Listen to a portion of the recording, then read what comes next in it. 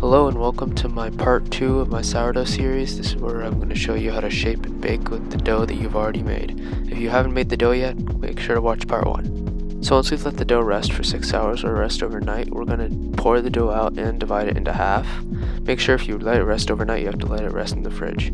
But we're going to divide it into 2 pieces, and you can weigh these out if you wish, or you can just approximate like I'm doing here.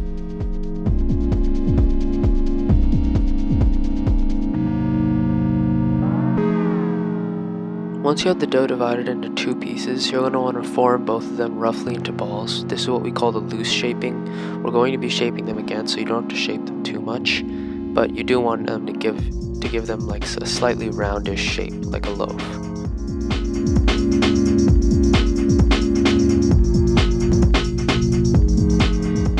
I highly recommend the method that I'm going to start using here, which is pushing on one side with the bench scraper and then bringing the other side around and pushing backwards. I find this makes the dough really round. It gives it really nice surface tension as well, so your crust will be nice and crackly on the outside, and it will make your loaves nice and round. Make sure to do this to both of your loaves. Now once we've done this to both of our loaves, we're going to want to take a towel or something to cover them with. You're going to want to lightly flour one side and kind of rub it in, and then you're going to want to just drape it over the top and let it rest for 30 minutes.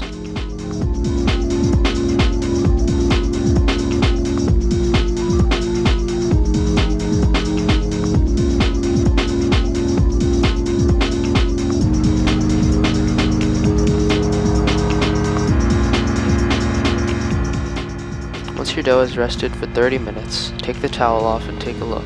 It should look like what I have here. Now we're going to do what's called the final shaping, which is we're going to shape the loaves one more time to give them the final shape that we want. I recommend using the same shaping method that I used beforehand, to the push and the swing it around and pull.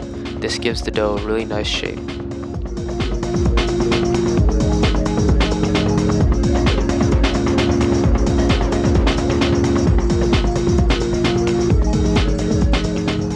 Now you want to make sure that you have a floured banneton on the side and at the ready once you've shaped your dough and once you're getting ready to do the final shaping.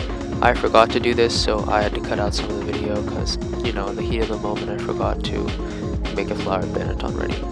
But once you have the banneton ready, you're just going to pick up your loaf and drop it in and then lightly flour the sides. I like using rice flour because it doesn't stick to the dough as much. And then you're going to want to do that to both loaves and cover them and let them sit. Then you're going to want to let them proof for at least 3 hours or until they look like they've doubled in size. So as you can see here, I've finished my proof and I'm going to drop this loaf onto my pizza sheet, turn it upside down and drop it on, and then I'm going to take this off. And that's why I like using the rice flour, because it doesn't even stick. And once you've got it out onto the pan, this is after the proof, you're going to want to just score it both ways. I like using this cross score, but you're going to want to score it. Make sure when you score it you're using just the tip to just really break in, and then make sure your score is also deep enough, because if your score isn't deep enough, then that'll be a little unfortunate because your dough won't pop and rise as much. If your dough does pop though, that's a really good sign that you have really good surface tension and you used the method that I told you. If you use the method that I told you, you'll get really good surface tension, the method for shaping. So please use that method, it'll get you very nice surface tension. Now I'm just going to stop here for a second just to say that these pans you should probably have heating in the last hour of your proof at 550. You want these pans to be super heated hot, like you want them really hot. You want the oven at 550 and these pans in there for at least 30 minutes. The hotter these pans are, the better final oven spring you're going to get out of your loaves. Anyways, once your pans have been heating for a while and your proof is done and you scored your loaves, just pop it in just like that with the parchment underneath it, cover it up with the top, and do that to both your loaves and let them sit in there at 550 for at least 20 minutes. Once the 20 minutes are up, we're going to take out the rack and we're going to take the tops off our loaves. As you can see, we got pretty good oven spring out of these 2 loaves.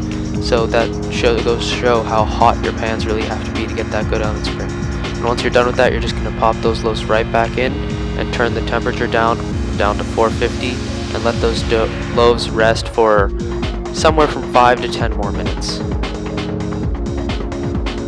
once those 5 to 10 minutes are up, your bread is ready and you can take it out.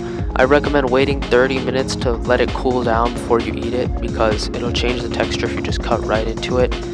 But sometimes it's just irresistible to cut into the bread. But as you can see here, we got pretty good bread. We got a pretty nice spring, some nice crumb in there, some air pockets.